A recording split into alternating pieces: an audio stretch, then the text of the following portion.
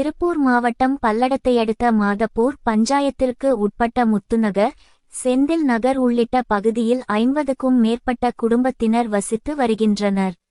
இதனிடையே கோவை திருச்சி தேசிய நெடுஞ்சாலை விரிவாக்க பணிகள் நடைபெற்று வரும் நிலையில் தேசிய நெடுஞ்சாலையின் அருகே அமைந்துள்ள செந்தில் நகர் குடியிருப்பு பகுதிக்கு செல்ல சாலைகள் மாற்றம் செய்யப்பட்டுள்ளது.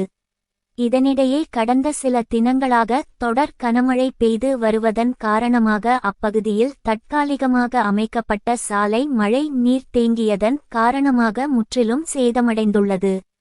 மேலும் அப்பகுதியில் வசிக்கும் பொதுமக்கள் அன்றாட பணிகளுக்கு செல்லவும் அப்பகுதியில் இருந்து முக்கிய வேலைகளுக்கு செல்ல முடியாமலும் தவித்து வரும் சூழல் ஏற்பட்டுள்ளது.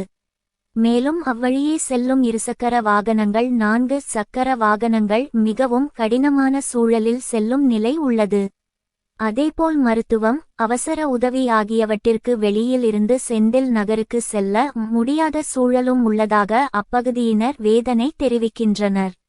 எனவே பஞ்சாயத்து நிர்வாகம் உடனடியாக நடவடிக்கை எடுத்து போர்க்கால அடிப்படையில் சாலை அமைத்து கொடுக்க வேண்டும் என்றும் அவர்கள் தெரிவிக்கின்றனர்.